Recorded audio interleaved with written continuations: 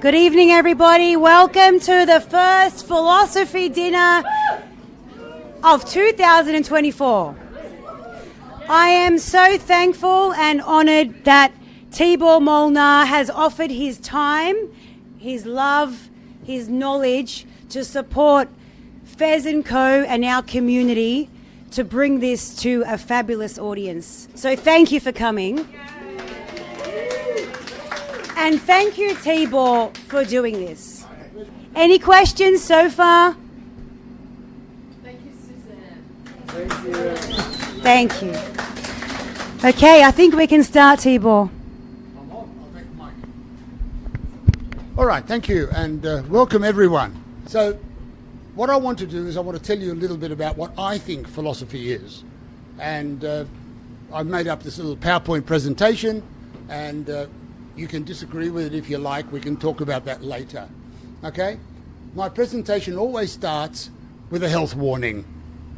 All philosophy talks should start with a health warning like this, because you should not believe anything I say. You shouldn't take anything for granted. You shouldn't believe what any philosopher says. No, but no other philosopher believes them, so why should you? So the whole thing is, don't believe anything. Think for yourself. This is all about you doing the thinking. Like I said, this is going to be hard work. I'm going to make your head hurt. Philosophy requires you to do the thinking, and I'm not here to tell you all the answers. That's not what philosophy is. Okay? Who remembers Buckminster Fuller? Oh, okay, several of you know Buckminster Fuller. He was an all-round clever guy. He was an architect by profession. And, oh, by the way, the buckyball is named after him. And surprisingly, the buckyball is actually a Goldberg shape. It's not a bucky shape. So it's an error, but never mind. In one of his interviews, he said, I think, a very wise thing, a very insightful thing. He said, belief is when someone else is doing the thinking. All right? So this is not philosophy. You've got to do the thinking, not someone else. It took me ages to find that quote. I found it in a Playboy magazine, of all things. So I am living testament to the fact that it is possible to read Playboy for the articles. All right? You heard it here first. It's true.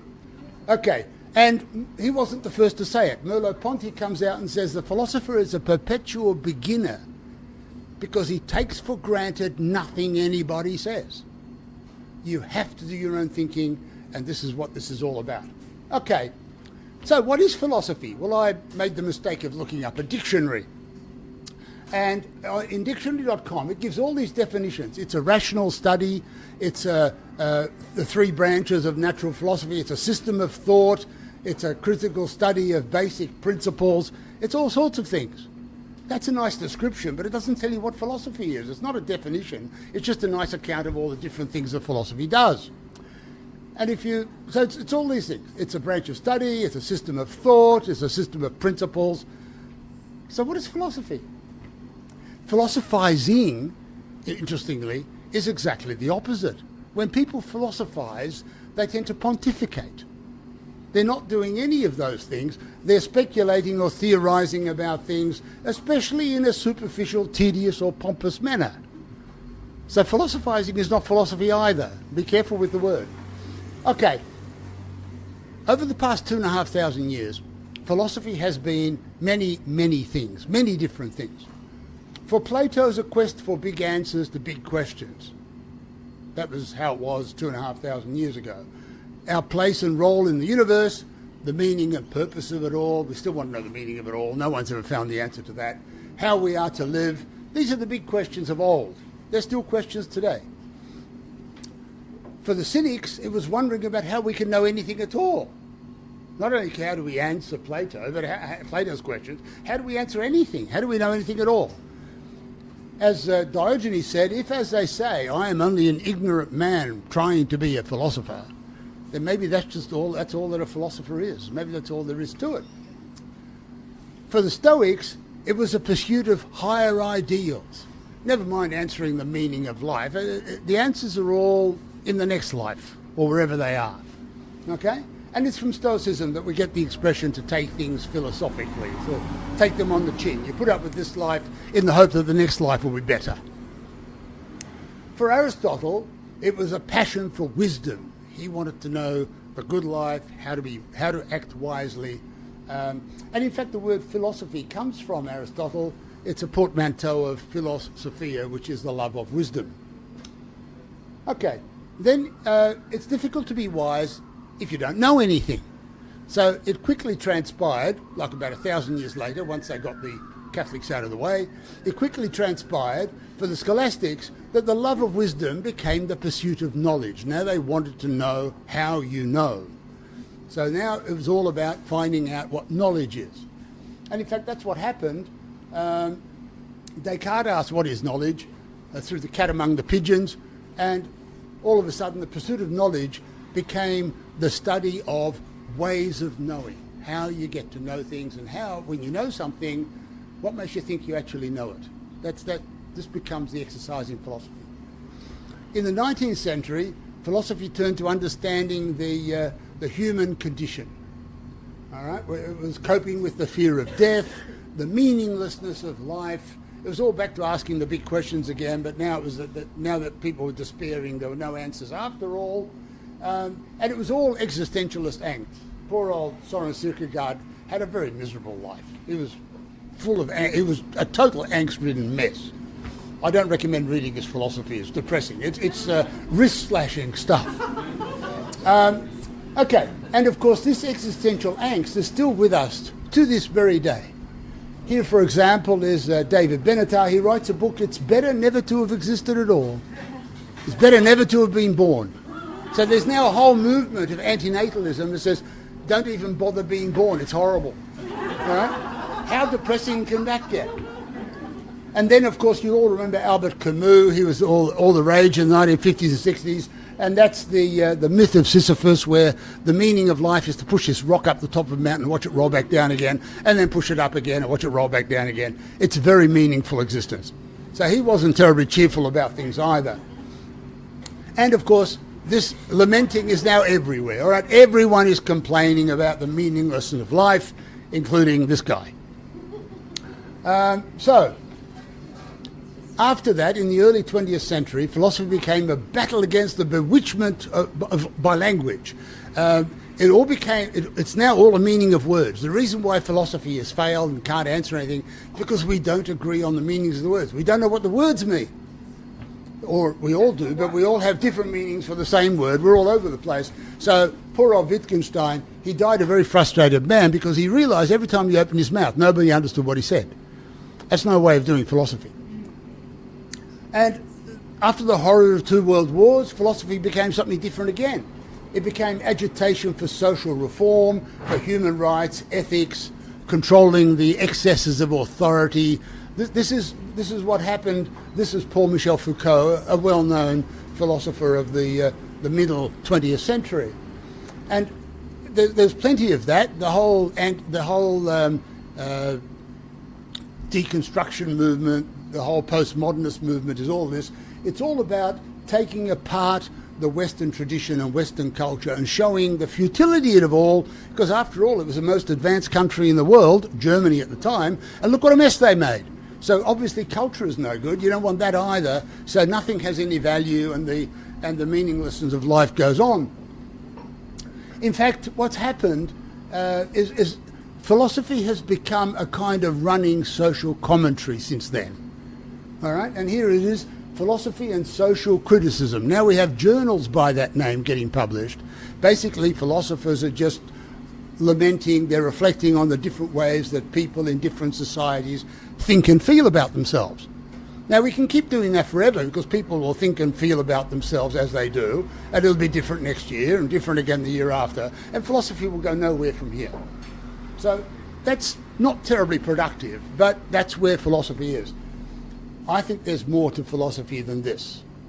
This is not enough. This is what happens when people sit around and pontificate and they're all lamenting about the woes of the world and nothing ever gets done and no one understands anything and no one's any better off. Okay, how can we make it different?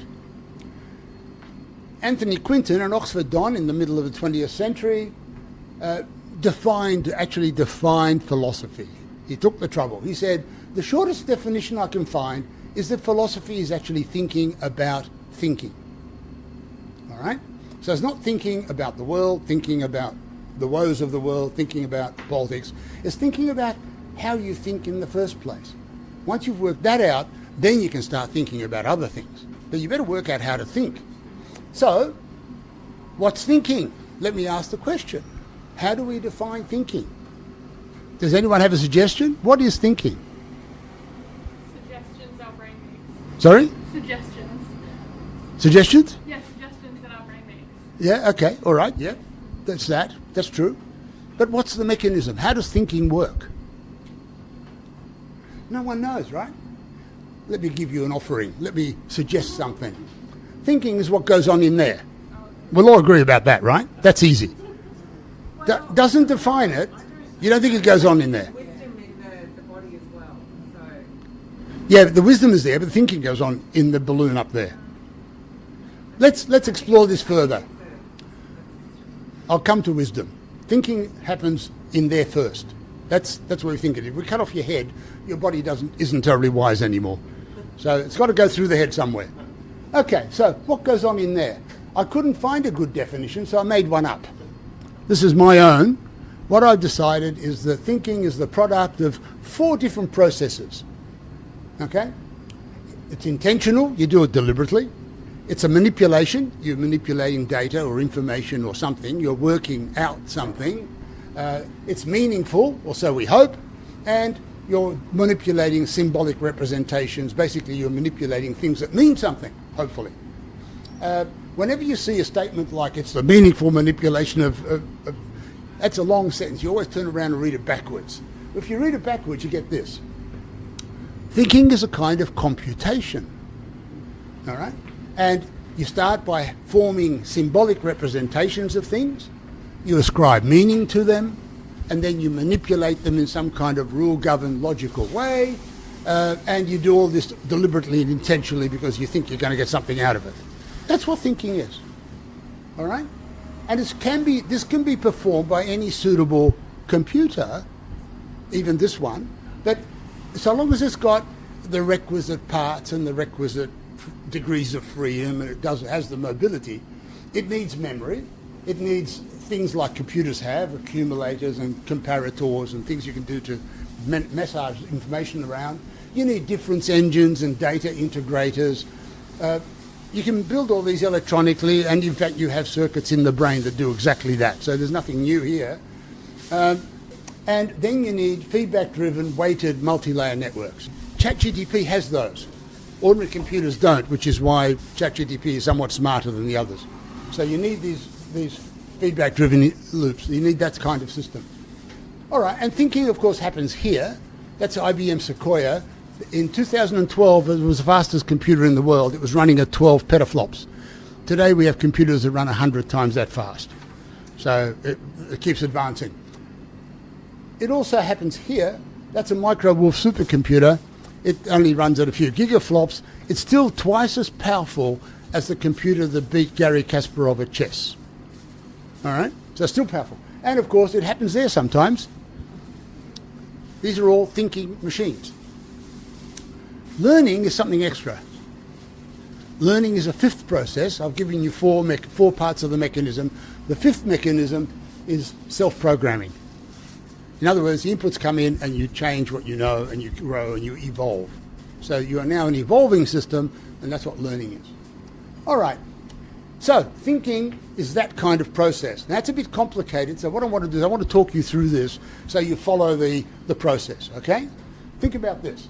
It all starts with memory. If you don't have memory, you can't do a thing. You can't even add 2 numbers together because by the time I told you the second number, you've forgotten the first one. You need memory. Even if it's short-term memory, you've got to have some memory. Okay, now, there's 2 types of memory. Who remembers those? I'm old enough. That is called pull memory. It's called pull memory because in order to get something out of memory, you've got to know what you're looking for. It doesn't give you anything unless you ask, and you have to go and find it in the index, and then you look it up and recognize it and say, that's the thing I want. And then you pull the information out. So that's pull memory. There's also push memory.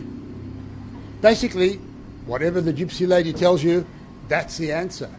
Basically, you don't ask, you just stand there and you get told what the answer is. The memory pushes out the answer to you, and you've got no idea whether it's the right one or not. You don't have to expect, you're not expecting or anticipating anything. Whatever comes out, comes out. And in a way, that's where creativity is, because memory will just push stuff out to you, and you don't, and it's new to you. You become aware of something new that's just happened. You don't do creativity deliberately. It's not, you don't work out creativity. You don't think it through. It happens to you, and then you take advantage of it when it happens, right? So it comes, it's automatic. It's push memory rather than pull memory. That's where the creativity comes in. Okay, so then you need some input into this memory, because if nothing goes in, there's nothing in there. So what happens is this memory device, whatever it is, has eyes and ears or something, and it experiences or interacts with the outside world and responds. A mousetrap does that, right? You set a mousetrap, and eventually the mousetrap has an experience in the world, and it goes click and catches the mouse. If it has a reset, you have to reset it. If you have a reset, then you have to reset the mousetrap. You can do it again, but it doesn't accumulate information. It's only a detector. It's not a data accumulator. It won't accumulate data. It'll just make a detection. Your Geiger counter goes tick. Do it again. It goes tick again. That's all it does. Now, if you take away the reset, then it becomes a data accumulator. Now it will accumulate data every time it does something. It remembers it, then it does something else and adds it to it, and it keeps accumulating. Here's something which is a data accumulator. These are trees in Grafino in western Poland. These trees were deliberately bent over by people when the trees were about 7-year-old saplings. And then they were left alone, and of course they try to grow towards the sun, so they straighten back up and grow. The reason they do this is because then they cut down the trees and they use the curved trunks in shipbuilding. This is done so that you've got the curved beams so they can build ships out of it. So it was deliberately done, and these trees remember that they were bent over, right? They don't remember it in the sense of consciously, they're not aware of it, but they carry the legacy of having been bent over. So they have a built-in memory of what happened to them. They were growing like that naturally afterwards. Yeah, after you bend, that's the way they grow, and so they end up looking like that. Right? So memory doesn't have to be the kind of thing where you say, yes, I remember. It just has to be something which records or carries the legacy of past experiences. That's all you need from memory. Okay, now, if the memory is powered, it's got batteries or something, then it can push out the result. It can be like the gypsy lady, and it can cause something to happen, and that something can become an external worldly event, which you can then detect, and round you go. So now you've got dynamics. Now you've got stuff happening in the world. If it happens over and over again, the memory will habituate. It'll become addicted, it'll form habits, it'll do certain things in certain ways because it did them before, it'll become a matter of routine, and in fact it will become disposed to act in certain ways. So the way you have dispositions, the reasons why we are all addictive personalities is because we do this. Our memory does this to us. And we can't avoid it. Anything that learns experiences with the world will eventually become habit forming, will become brainwashed, and will become addictive. That's normal. Okay, and that all happens inside memory. You have no control over that. Okay, now let's do some input processing. Let's get a little bit clever about this. What we'll do is we'll take our interactions and we'll process them, come up with some sort of observation about what we detected, tell ourselves a little story about it or compare it with some other bits and pieces, and then put that into memory. Now we have more sophisticated stuff going into memory rather than just brute experiences. So now you've got some more detailed information to process. That input processing is hugely complicated, like this. This is the visual cortex of a macaque monkey. Humans are no different. What happens between your eye, between the retina of your eye and the hippocampus in the middle of your brain where you first lay down memories is all of that. Down here, you've got the retinal ganglion cells and the LGN, which actually focuses your eyes and points to things. Then it does all that processing using literally trillions of connections out of billions of neurons. And in the end, you've got the HC, the hippocampal cortex. That's where the memory's laid down.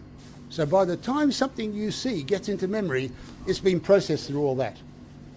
So all the input processing is vastly complex. If you think about it, you've got to get a two-dimensional image and make a three-dimensional picture out of it. There's a lot of work to do. Now, here's an example. Here's a quiz. What can you see in that picture? Don't shout it out, but can you see something in that picture? Okay, you're right. Okay, yeah, there's a dog in there, right? There it is. Okay? Now, if you didn't see it, you see it now, right? If I go back there, now you can see it. You will never in your life be able to unsee it again. Every time you see that, you'll say, oh, there's a Dalmatian. Before, you couldn't spot it. You've just rewired your brain. Your brain has just accumulated a new experience and it's there forever, and you're now going to look at that and you'll see a Dalmatian. And you're doing this 40 times a second to your brain. Your brain is having new experiences and you're accumulating information, and you will experience the world slightly differently every moment of your life. Your brain is never the same 2 seconds in a row. All right? Here's another interesting experience. Have a close look at this.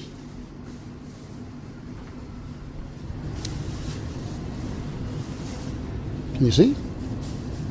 Good.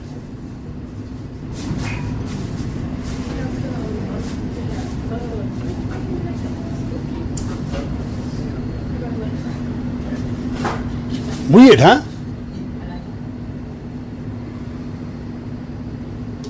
It's an ordinary hollow mask. There's absolutely no tricks. And yet, when you see it turn, you can see it turning the other way. It does all sorts of weird things, right? That's your brain playing tricks with you. It's not like that, really. It's actually just an ordinary hollow mask. But because you're so familiar with recognizing faces, when you see a hollow mask which is inside out, your brain automatically turns around the other way, which makes you see a convex face. And you can't unsee that, right? Except in one case. There is an exception. There's been a paper written about it by these people. If you're a schizophrenic or you're autistic, you won't see that effect. You will see a hollow mask turning normally. Yeah. Yep. If you're autistic or schizophrenic, your brain is wired differently. Your brain is not able to correct for the fact that the mask is turning the other way. Sorry? Yeah, there is, yeah. But there are some people who I had one student once who couldn't see that, couldn't understand what the fuss was all about. No one else could see it, but she just saw a spinning face. It's fascinating. So there's another thing that shows you that what your brain is telling you, what you think you're seeing, is not what's going on. There's a whole lot of input processing happening between the world and what you think you're seeing. It's a good thing to remember that detection of what your eye sees and the observations that your brain makes are not the same. They're often not the same. Okay, so that's input processing. Let's move on. You can think about it now. Now what you can do is you can pull stuff out of memory, or it'll push stuff out, and you'll manipulate and process it and connect things, and you'll do all these things. You'll delineate and you'll aggregate and you recognize patterns, and there's all this stuff you can do, and then you get the result and put it back into memory. So now you're accumulating knowledge inside memory. And then a magic thing happens. Now what happens, and this is nature for you, this happened in evolutionary time. It happened when animals became sentient.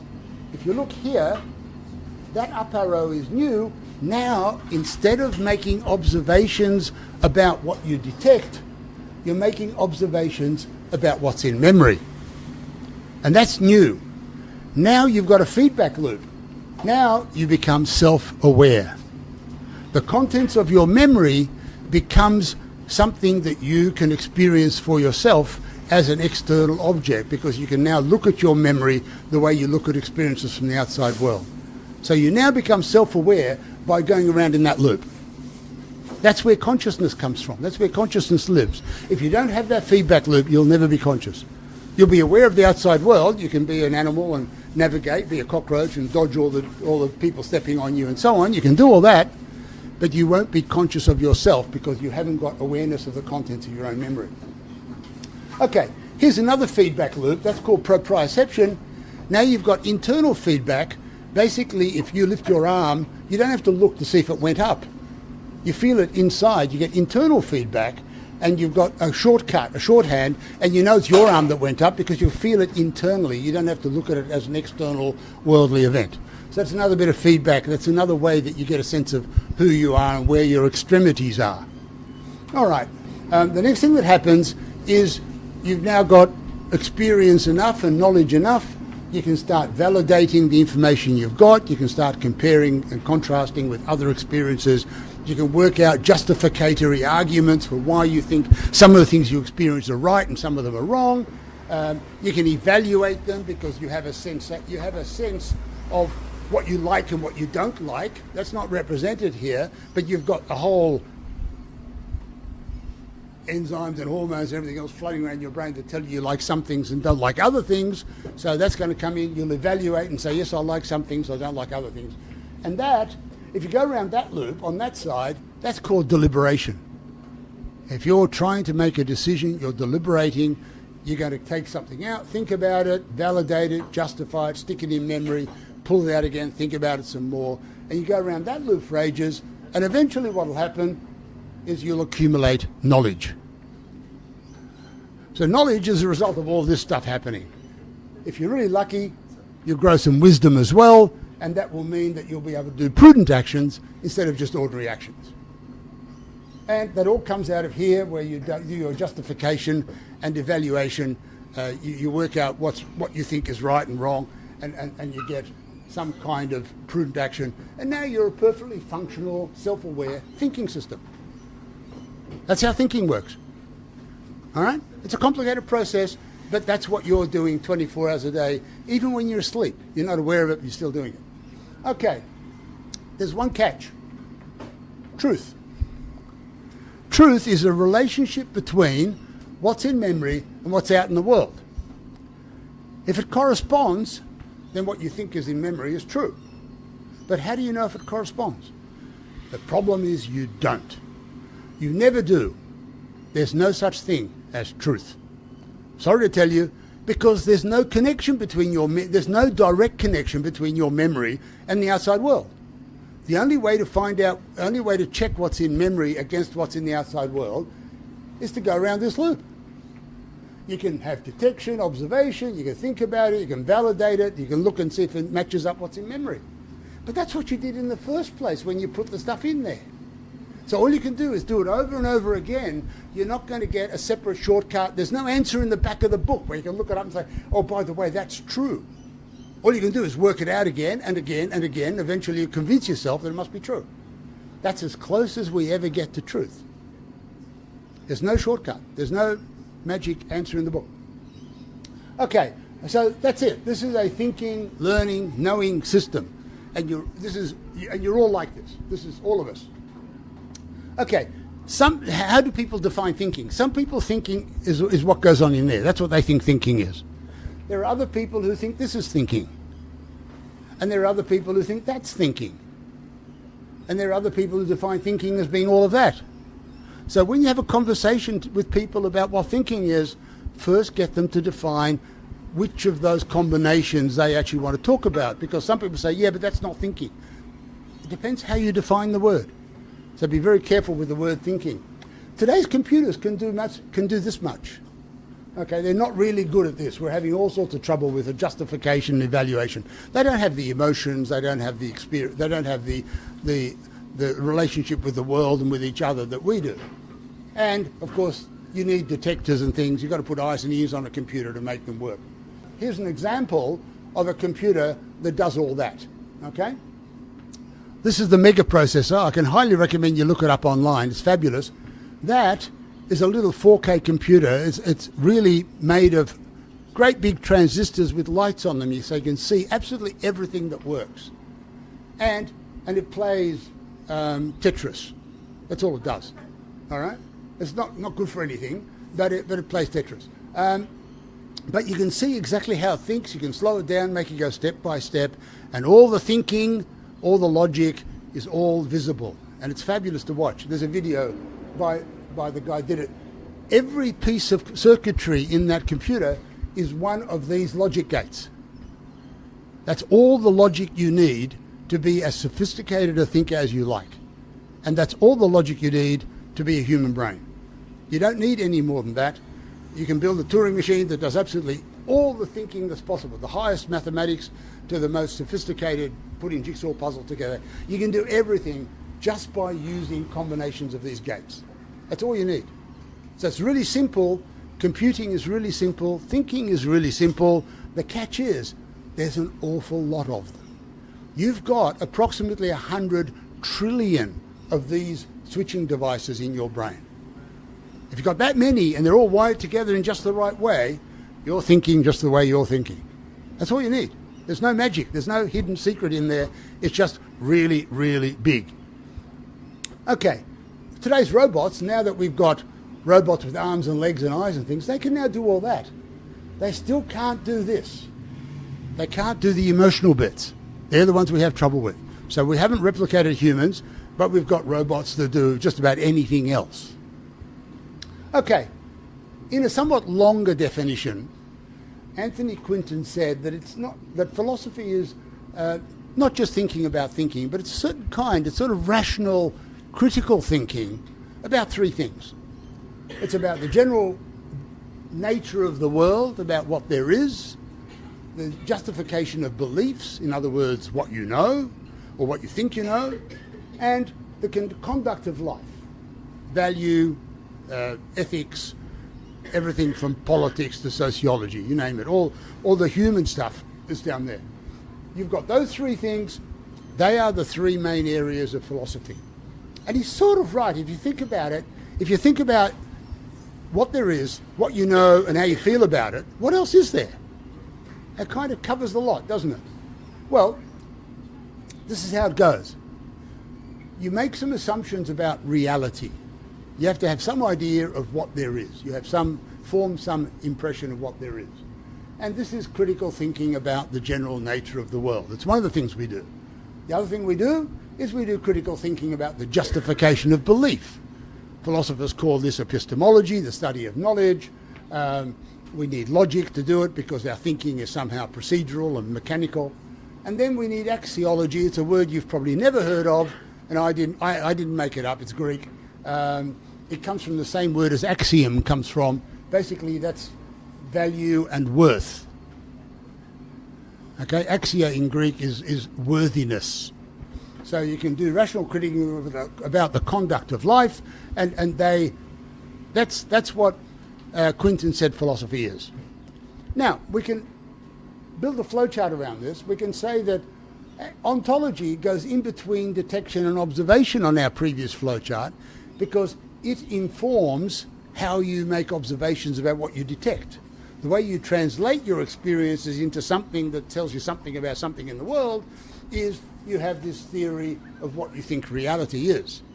If you don't have such a theory, all you have is experiences and you can't make anything out of them. You can't ascribe meaning to them. Logic you use in order to drive your thinking. You need that to be logical and systematic. With epistemology, you build knowledge, and with axiology, you build wisdom.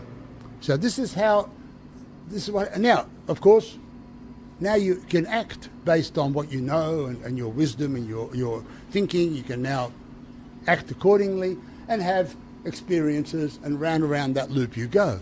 You probably go around that loop about 40 times a second. And there's one more thing. You have to have ways of updating your theories from your experiences. So what happens is from your knowledge, you come back here and you improve your logic, you update your logic, you update your system of values, your ethics and so on, and you change these, you rewrite them, and they will dictate how you live your life tomorrow. They will change your future life. And this is a dynamic process. This goes on all the time from the moment you were born or perhaps even earlier. Now, that stuff over there, the wisdom, is based on personal experience. It's highly subjective. It's highly variable. We all have different values, and that's normal. That's to be expected. All the stuff over there is mostly mechanical. You can even get robots to do your calculations and your thinking, and you can get them to act on things and do things. You can build machines. There's nothing interesting going on over there. It's just mechanics. All the interesting stuff happens over here. This is where the interesting stuff is. Okay? And this is the philosophical part. So before you do any of that stuff over there, you need this stuff over here. So philosophy involves making some well-considered assumptions about the finitude of space and time, about the uniformity in space, continuity of time, the singularity or multiplicity of substances, what's the stuff of the world, is it infinitely divisible, is it reducible, or is it holistic? You need some sort of mereology, the theory of how wholes are made of parts and parts combine to make wholes. You need some sort of theory about that. You need an idea of causal processes. Is there true randomness in the world, or is everything causally determined? These are all questions that you have to make up answers to. You have to assume some sort of answer, and from that you form a worldview, and then you can form your philosophy based on those. Okay? The existence and non-existence of extra-cosmic influences is a good one. We all have an idea about whether there are spirits and souls and gods and whatever else or not. And depending on which of those assumptions you make, you will form a whole different philosophy. Your whole philosophy of life will be different based on these assumptions. So these assumptions come first, and then what you do is you use these assumptions, these foundational principles, to underpin your basic philosophical theories. Your whole worldview is built on those assumptions about existence, the structure of knowledge, about what things are worth, and what is things the value of things. These theories form the bedrock of philosophical thinking. So if you're going to do philosophy, you need a bedrock. And that's one of the take-home messages from this talk. What I'd like you to do here today and also in future weeks, future months, is we will build a bedrock on which you can construct a philosophy. But you need to understand what that bedrock is and why you hold the particular philosophical view that you do. Otherwise you're just pontificating. Otherwise you're saying what you're saying without knowing why you're saying it. Okay, that comes later. So let's look at each of those, ontology, epistemology, and axiology, in a little bit more detail. I won't take up too much time. Ontology is the study of existence and the nature of reality, and it's all about theories about these things. Space and time, locality, identity, dynamism, causality, all these things. These are all things that you need in order to form an idea of what exists, of what there is. Okay, now, you have different assumptions you can make about this. You can assume, you can be a skeptic, you can be a solipsist, you can be a materialist or a dualist or any one of these. These are all in the notes that you got sent beforehand, so I don't have to go through them all. You've seen it all. And every one of these assumptions will lead you to different ontological positions. You'll come to a different conclusion depending on what assumptions you make here, and these determine how you interpret what you see or what you experience. So your whole worldview is based on what position you take here in these assumptions. And, of course, there are lots of questions in this you can ask, and you've got the list of these as well. You can ask, what does it mean to exist? You can say, does nothing exist? You can ask, what is the universe? Is it finite? These are questions that don't have answers that you can produce in a physics laboratory. You can't answer these questions scientifically. You can only answer them metaphysically or philosophically. And you've got to answer these questions because they are the terms in terms of which you then go and interpret what you do else out in the world. So again, these come first. And there's lots of questions. Are there extra-cosmic influences? What is motion? What's it mean to have motion? What's doing the moving? Okay? What is an interaction? How do things interact? Are they physical things that go bump in the night, or are they like waves and they go through each other and who knows what they do? How does irreducible complexity and chaos emerge? How do we get chaos? Is the world random? These are all questions you have to form an opinion about, and you can't form an opinion by doing an experiment. You have to have the opinion and then you interpret the experiment in terms of these accordingly. All right? And so it goes on. What is space? What's agency? Do moral principles exist? Are they objective or subjective? And there's many more. There's lots. This is all stuff you have to do to form ontology. Epistemology, which is the theory of knowledge, is the same. Or same, only different. Here, it's all the different ways of knowing. You need semiotics, which is how you form symbolic representations of things, how you ascribe meaning to them, semantics, how you observe things, what it means to interpret, classify and describe things, how you build information, what constitutes evidence. You all know there are particular theories of evidence in law and elsewhere. And then you have principles of knowledge, you have explanation, understanding, and so on. Memory alone is not knowledge. It's remembering, but if you remember something, let's say you tie a knot in the corner of your hanky, you'll remember you tied a knot in your hanky. A week later you have a look and say, why is there a knot in my hanky? And it doesn't know, there's no knowledge encoded in that. All it does is jog your memory. If you're lucky, you'll remember why you tied the knot in your hanky. But knowledge is not just memory. Memory is not enough. Knowledge is what you do with memory that provokes you to act or do something about it. So you make different assumptions about what and how we know. You can be a nihilist and say nothing at all can be known. There's been philosophers like that. They never knew anything. You can be a skeptic, you can be a scholastic, you can be an idealist, you can be an existentialist. There's all these different philosophical positions you can take. And these determine the kinds of theories that you construct. So again, your worldview depends on what position you take, what epistemic position you take.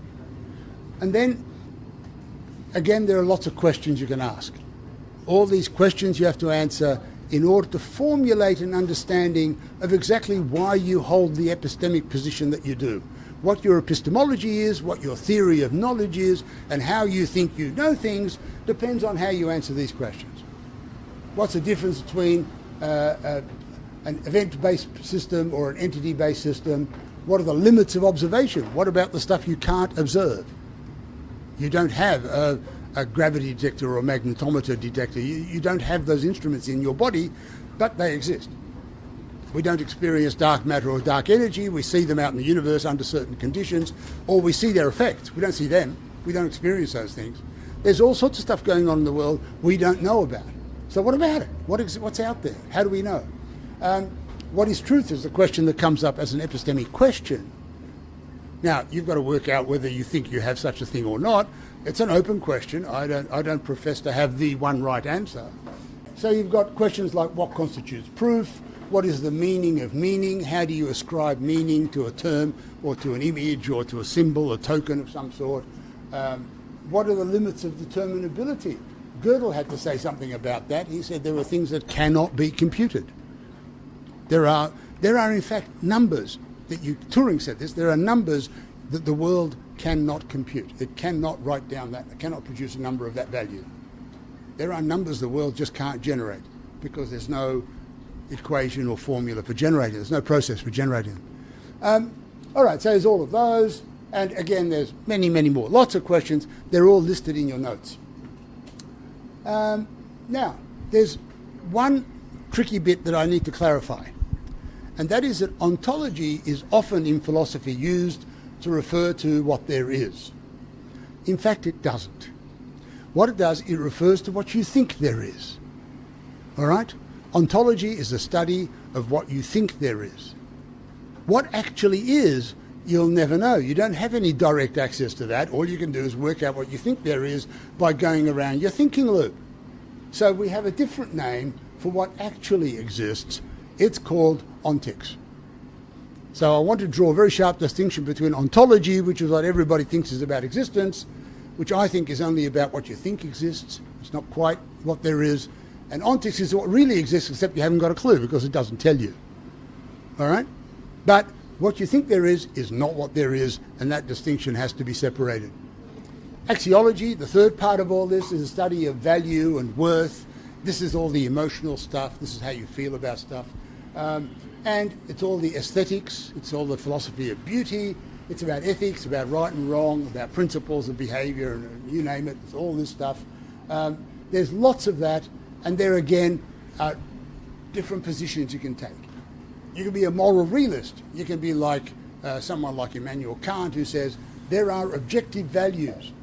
There is a set of rules out there given by the universe, by God, whatever you like, by some external source, and that is the right thing to do, and that's what everybody has to do. There are other people who think there's no such thing. We just make it up. Okay? So both exist. You have to choose which way you want to view the world, and you will build up your set of values accordingly. Again, there's no right answer. You could be a relativist that says morals are entirely subjective. Everyone has different values. The evidence suggests that that's probably how it goes. You can be a nihilist. You can say nothing is of any value at all. You can be a very unhappy person. You can be a stoic.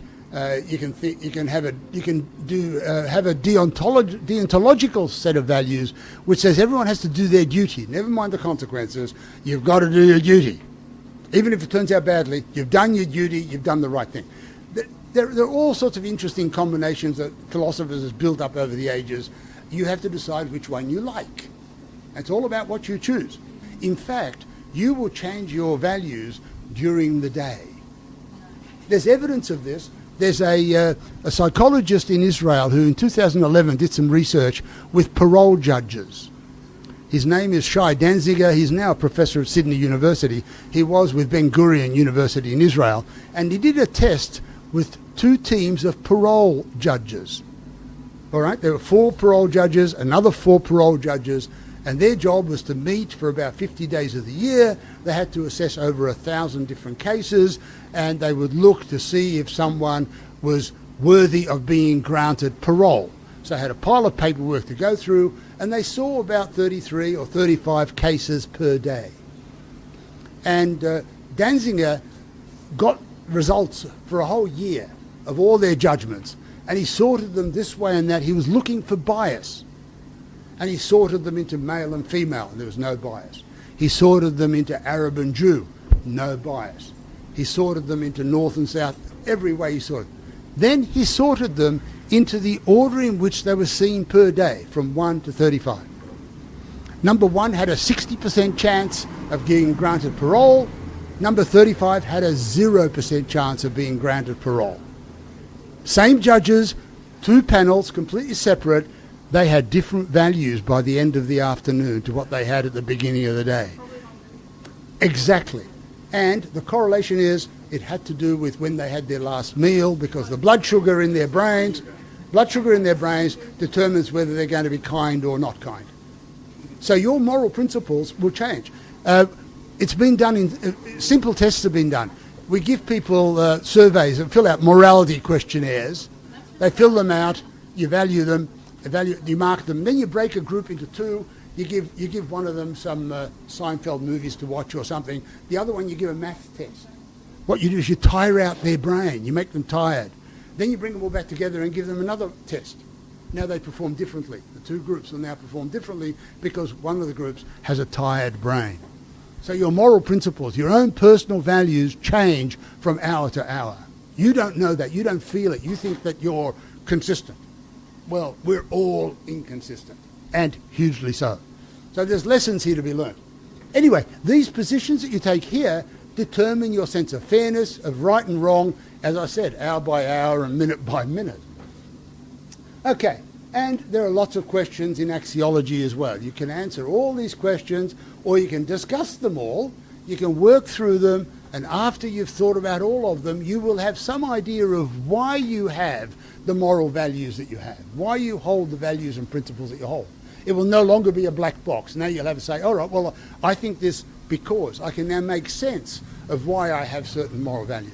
And I think that's valuable. I think that's where philosophy helps. That's the contribution philosophy makes, is it allows you to develop an understanding of just what it is that gives you your sense of your world view, how you talk about the world. Okay.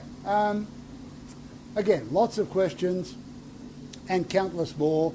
So, what is philosophy then? How do we put all this together? Philosophy is a not too gentle art of taking one set of assumptions about what constitutes right reasoning, that's logic, another set of assumptions about what there is, about what you think there is, another set of assumptions about what you think you know, yet another set of assumptions about what you think it's worth, and then you put all of it together, put all these assumptions together in a great big heap, and that gives you some sort of interpretation of human worldly affairs. But it's all based on a very large number of assumptions. These assumptions in logic are the most robust. They have to be solid, otherwise you can't think consistently. Your assumptions in ontology are ultimately unknowable. Your assumptions in epistemology are mostly arbitrary, you just make them up. Assumptions about worth and value are highly contentious. It's how you feel about things. So the resultant interpretations are variable and utterly subjective, and of course they're open to endless debate, which is exactly what philosophers have been doing for 2,500 years. All they're doing is debating assumptions. They're arguing over assumptions. They don't stop long enough to work out why their assumptions are what they are. That's why what I think we should be doing is something different. Otherwise, all we'll be doing is repeating the same mistakes. Okay. Now, in fact, Anthony Quinton, we heard about him before, he in fact characterizes philosophy as the criticism of assumptions. That's what philosophy is. It's thinking about thinking, sure, but it's also criticizing the assumptions you make and the reasons for why you think the way you think. And there are plenty of assumptions to criticize. As you can see, there's lots and lots of questions. So, we can define philosophy, if you like, as the study of assumptions. That's what philosophy is. They're a priori assumptions. They're assumptions you make before you can do anything else, because the assumptions actually help you to think about other things. And you need these to make sense of the world, but they're not empirically determinable. You can't look out in the world and see what the assumptions are. You have to make them. And they're assumptions about truths about the world. They're about ourselves in the world, but the assumptions are not themselves in the world. This is the study of assumptions. All this stuff on the left is all assumptions, and you do all of those things in order to be able to do the things on the right. And they all are inputs to the way you live your life. And this is what analytic philosophy is called. It's metaphysical assumptions. Yes? Are you saying that people on the left, is everybody? Everybody. Yeah, no, everybody. They have to have some position. The only difference is philosophers actually think about it. Most people just live their lives, and that all happens in the background, and they don't stop to think about it. If you stop to think about it, you're a philosopher. That's all a philosopher is. Someone who ponders these questions. You'll all be philosophers by the time I'm finished with you. Okay, so in current usage, the term metaphysical is ambiguous. In its colloquial sense, it now means otherworldly, spooky, mysterious. That's not the meaning I want to use. In the philosophical sense, it means transcendent, as in concepts and ideas that lie beyond what can be known through experience. You need to have those transcendent ideas, and then you can think and experience the world and make sense of them, but they have to come first. That's what I mean by metaphysical. Okay. Philosophy finds application in every field of human endeavour. It's not selective. You don't just do it because you're doing philosophy. Everything you do in life ultimately is based on your worldview and your underlying philosophy, even when you don't think about it. And it comes into aesthetics and reasoning and social theory and jurisprudence, justice and law, theology, the meaning of human existence. All of this stuff can be interpreted or understood in terms of these underlying metaphysical questions. So philosophical reasoning indeed can and should be applied to everything. You should be philosophical in everything you do. Then you are aware, you're thinking critically, you're thinking logically, you're reasoning about things, and you're probably making a whole lot more sense than you would otherwise.